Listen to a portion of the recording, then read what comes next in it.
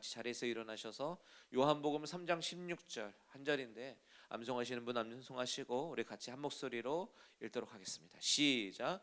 하나님이 세상을 이처럼 사랑하사 독생자를 주셨으니 이는 그를 믿는 자마다 멸망하지 않고 영생을 얻게 하려 하심이라. 아멘. 다시 한번 읽습니다. 시작. 하나님이 세상을 이처럼 사랑하사 독생자를 주셨으니 이는 그를 믿는 자마다 멸망하지 않고 영생을 얻게 하려 하심이라. 아멘.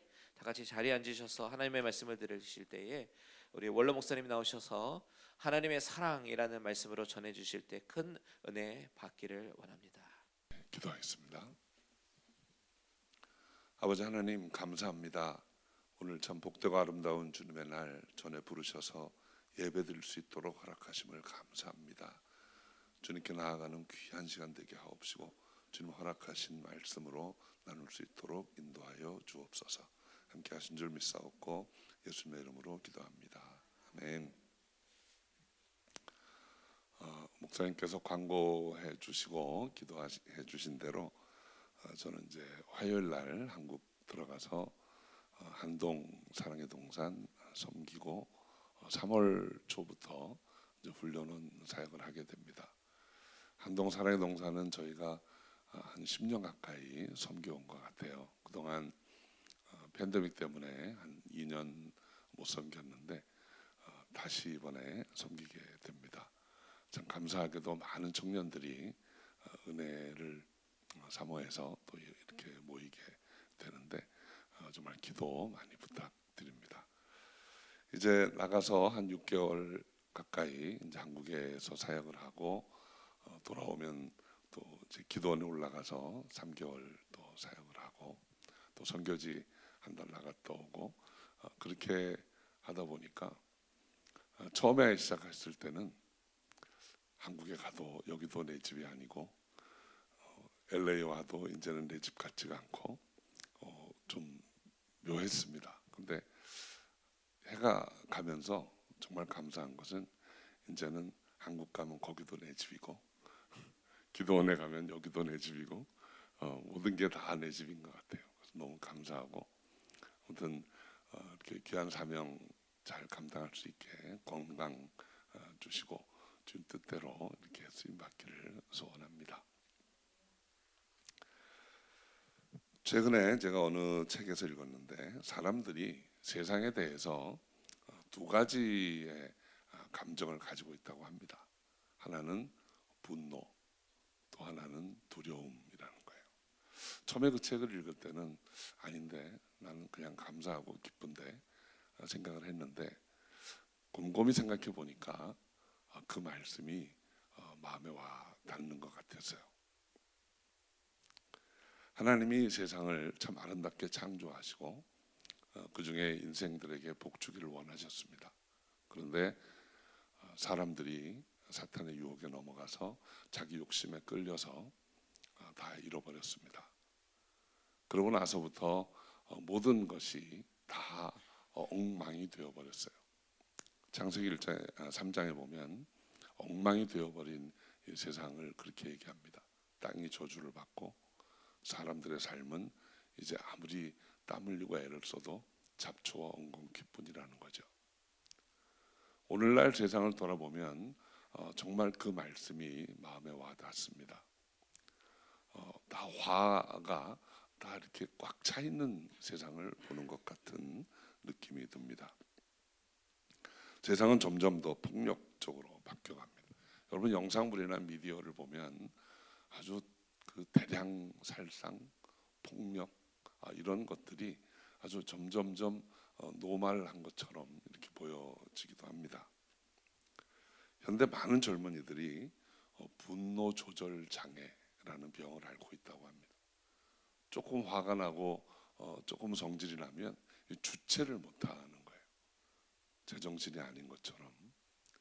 제가 그 대학생 사역을 하면서 교수님들하고 대화를 해보면 정말 여기 크리스찬 스쿨이고 훌륭한 학생들이 많은데 그 학생들의 거의 반가량이 우울증 약을 상복한다고 합니다. 디프레스되고 힘들어하고 두려워하고 분을 참지 못하고 그런 세상이 되었다라는 것이죠. 어쩌면 이제 분노는 우리의 거의 모든 일상에서 자주 느끼는 감정이 아닌가 하는 생각이 듭니다. 우리 그리스도인들은 어떨까요?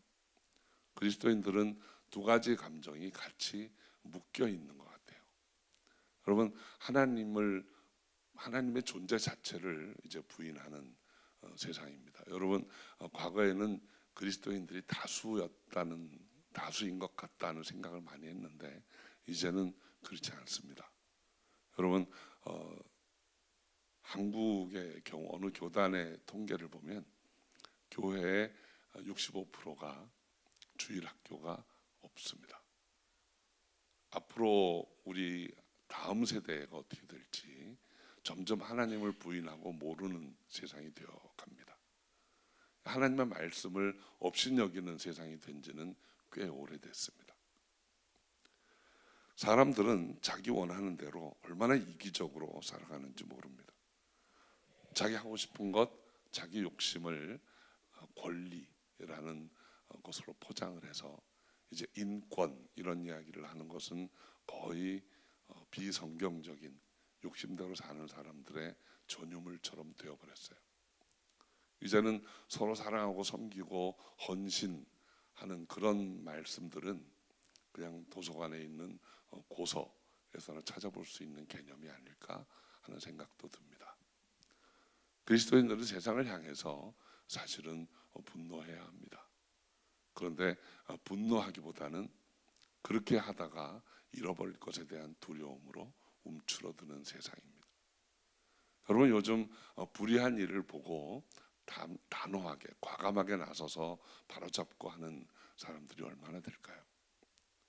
가끔씩 유튜브나 이게 페이스북에 올라오는 영상 보면 지하철 안에서 참 불의한 일을 보면서도 아무도 간섭하지 않습니다. 어린아이들이 노인을 향해서 막 폭언을 퍼붓고 폭력을 행사해도 다 못 본 채 하고 자기 전화기나 들여다보고 있는 사람들이 거의 다예요. 뭐 때문에 그럴까요? 두려움입니다. 알 수 없는 두려움이 삶의 모든 부분에 다 자리 잡고 있는 것 같아요. 세상을 보면 이 두려움의 감정은 더욱 지울 수가 없습니다. 우크라이나 전쟁은 언제 끝날지 기미도 안 보입니다. 우리 한반도에서도 걸핏하면 핵을 쓰겠다는 위협이 아주 쉽게 들려옵니다. 길거리에서 그냥 무차별한 난동, 폭동, 어디 타주 먼데 얘기인 줄 알았는데 이제는 이 사우스베이 지역에서도 그런 일들이 일어나고 있습니다. 아마도 주식을 가지고 계신 분들은 두려운 마음이 많이 들으셨던 적이 있을 거예요. 막 폭락하고 이제 어떡하지? 집을 살려고 했던 분들은 집값이 치솟았다가 또 어떤 때는 뭐 떨어졌다가 이런 일들이 전부 내 것에 대한 두려움, 삶에 대한 염려로 차 있는 것이죠. 그 작가가 썼던 글처럼 어쩌면 우리가 세상을 대해서 가지고 있는 감정이 이제는 분노와 두려움이라는 것으로 요약되지 않을까 하는 생각도 해봅니다. 그런데 성경은 두려워 말라, 내가 너와 함께함이라, 놀라지 말라, 나는 내 하나님이 됨이라 이렇게 말씀합니다. 그런데 그 말씀으로 위로를 받는 것도 잠깐이고 다시 또 세상을 보면 정말 하나님이 나와 함께 하시나, 정말 하나님이 계시기는 한 건가 하는 그런 생각이 들 때도 있는 것이죠. 성경을 보면 하나님도 세상에 대해서 이 분노와 두려움의 감정이 교차하는 것 같다는 생각을 해봅니다. 로마서 1장 18절에 보면 하나님의 진노가 불의로 진리를 막는 사람들의 모든 경건치 않음과 불의에 대하여 하늘로 쫓아 나타나나니 했습니다. 성경에는 여러분 하나님의 사랑이라는 단어보다 하나님의 진노라는 단어가 훨씬 더 많습니다. 어쩌면 하나님께서 정말 아름답게 세상을 지으시고 인간을 지으시고 복 주시려고 했던 그 계획이 사탄의 유혹과 인간의 욕심으로 망가진 후부터 하나님은 세상을 분노의 눈으로 보고 계신지도 모릅니다. 창세기부터 보면 노아의 홍수는 하나님의 진노의 표현이었습니다. 죄악으로 관영한 세상을 물로 심판하셨습니다. 이후에도 그런 일들은 자주 성경에서 볼 수 있습니다. 히브리인들은 출애굽의 놀라운 은혜를 체험하고 광야를 지나면서도 그 많은 은혜를 받으면서도 걸핏하면 모세를 원망하고 하나님을 대항하고 대적하고 하는 일들을 했습니다. 그래서 때때로 하나님의 진노가 나타나기도 했습니다. 땅이 갈라지기도 하고 불이 내리기도 하고. 약속의 땅에 들어갔음에도 사사시대의 기록을 보면 그들은 아주 배역하다가 외인들의 침략으로 아주 고통스러운 시간을 보냅니다. 하나님이 사사를 보내서 구원해 주시면 그때뿐입니다. 조금 지나면 또다시 죄악의 수렁에 빠져들고 그 일을 사사기 내내 반복합니다.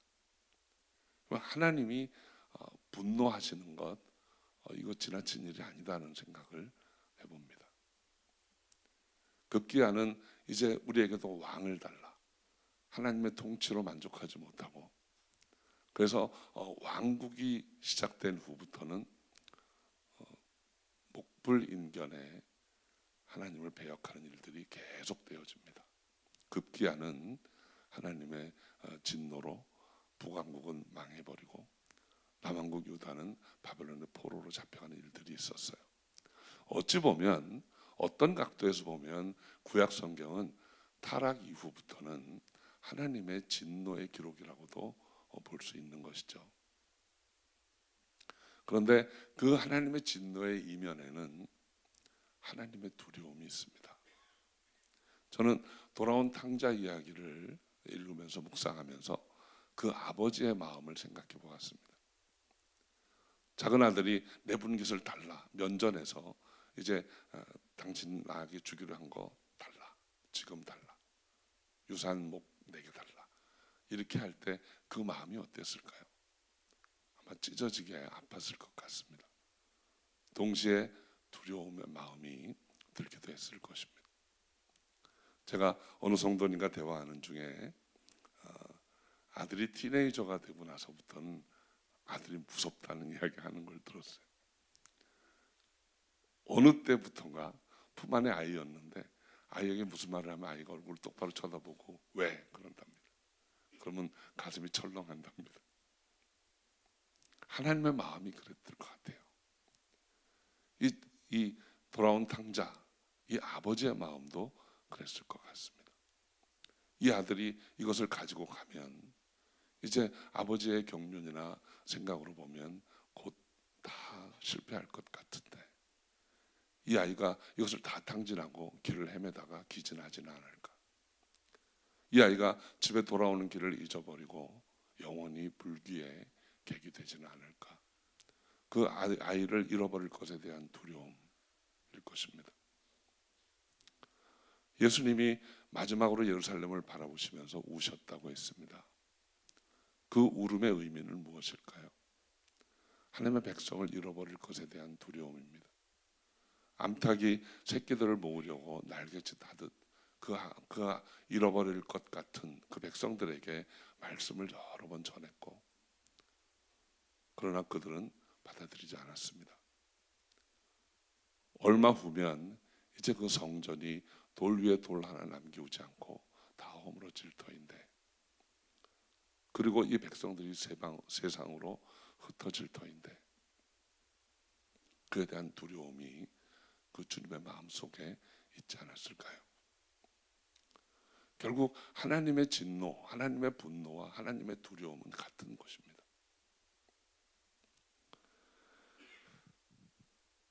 하나님은 세상에 대해서 분노하시고 하나님은 세상에 대해서 동시에 두려움도 느끼셨을 것입니다.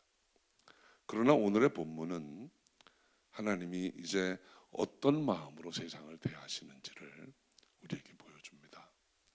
우리 요한복음 3장 16절 말씀 다시 한번 읽어보겠습니다. 하나님이 세상을 이처럼 사랑하사 독생자를 주셨으니 이는 저를 믿는 자마다 멸망치 않고 영생을 얻게 하려 하심이라. 히브리서의 기록에 의하면 이 모든 날 마지막에 하나님이 아들로 우리에게 말씀하셨다 그랬습니다. 이 모든 날 마지막에 예수 그리스도를 통해서 우리에게 계시하신 하나님의 뜻은 세상을 향한 분노도 아니고 세상을 향한 두려움도 아닙니다. 그것은 사랑입니다. 하나님은 세상을 사랑하셨습니다. 오늘 본문을 영어로 읽어보면 조금 더 이해가 빠를 텐데 여러분 오래전 기억을 다시 소환하시면 성문 영문법 so that 문장 기억하십니까? 하나님이 어떻게 사랑하셨는가 하면 독생자를 주실 정도로 하나님의 사랑이 어떤 사랑이었는지 하나님의 사랑의 결과가 어떤 것인지 하나님은 어떤 목적으로 우리를 사랑하셨는지를 말씀해 줍니다. 하나님의 사랑은 독생자를 우리에게 주실 정도로 사랑하신 것입니다. 이 말씀의 의미는 하나님께서 이제는 세상을 향한 진노, 우리를 향한 분노의 잔을 우리에게서 거두신 것입니다. 우리를 향한 진노를 돌이키셔서 자신에게 향하게 하셨습니다. 우리가 받아야 할 진노의 잔을 스스로 받아서 마시셨습니다. 어떻게 그렇게 하셨을까요? 독생자를 보내심으로. 하나님께서 세상 죄를 지시기 위해서 하늘 보좌를 버리고 이 땅에 오셨습니다. 죄 없고 거룩하신 분이 천한 인간의 몸으로 오셨습니다. 우리 죄값을 치르기 위해서 이분이 십자가를 지셨습니다. 그리고 손과 발에 못 박히셔서 치욕의 죽음을 감내하셨습니다. 그래서 우리 죄를 그분에게로 다 옮기셨기 때문에 이제 우리는 두려움이 없어졌습니다. 요한일서 4장 8절에 사랑 안에 두려움이 없고 온전한 사랑이 두려움을 내어 쫓나니 두려움에는 형벌이 있습니다. 두려워하는 자는 사랑 안에서 온전히 이루지 못하였느니라 하였습니다. 이 사랑은 하나님의 사랑입니다. 우리가 이 하나님의 사랑 안에 있으면 멸망의 두려움이 없는 것입니다. 그리고 이것은 바로 예레미야를 통해 주신 말씀이 성취되는 것입니다. 예레미야 17장 17절에 주는 내게 두려움이 되지 마옵소서 재앙의 날에 주는 나의 피난처시니이다. 하나님은 정상적으로 우리에게 진노를 부으시는 분입니다. 부으실 수 있는 분입니다. 부으셔도 되는 분입니다. 그런데 그 주가 이제는 내게 두려움이 되지 않게 해달라. 이 기도를 들으시고 독생자를 보내셔서 우리를 향한 진노를 그분에게로 옮겨 놓으신 것입니다.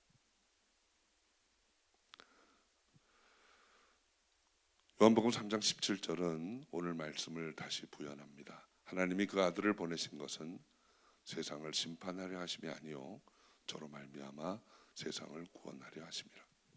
하나님은 마땅히 진노하셔서 세상을 심판하고 정죄하고 멸망에 이르게 할 수 있는 분이지만 우리를 판단하지 않으시고 정죄하지 않으시고 오히려 사랑으로 우리를 구원하시려는 것입니다. 사랑하는 성도 여러분, 여러분의 삶에서 분노와 두려움은 어떤 모습으로 나타나고 있나요? 예수 그리스도를 믿는 우리에게는 어쩌면 이 불의한 세상을 보면서 더욱 분노하고 혹은 세상에 대해서 두려움을 느끼면서 살아가고 있는지도 모릅니다.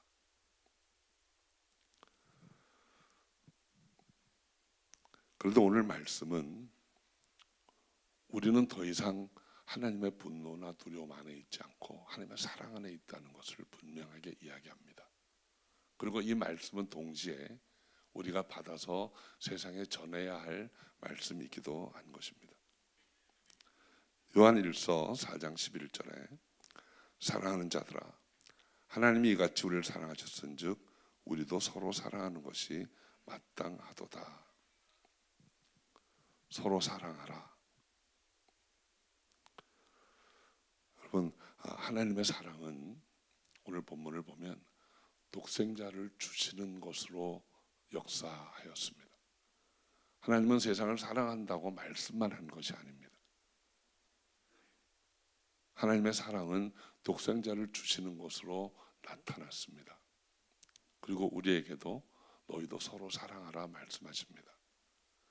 우리는 교회 안에서 또는 가정에서 사랑한다는 말을 참 많이 합니다. 그런데 여러분 어떻게 사랑하십니까? So that을 완성해 보시기 바랍니다. 내가 당신을 사랑합니다. 그래서 어떻게 합니까? 오늘 본문이 우리에게 예를 들어줍니다. 하나님께서 독생자를 주셨다라는 말씀, 그 독생자는 내가 여유 있어서 줄 만한 어떤 것이 아닙니다. 독생자는 그리스도입니다. 말씀이 육체이 되어 이 땅에 오신 분입니다. 자신이 스스로 보좌를 버리고 이 땅에 내려오신 것입니다.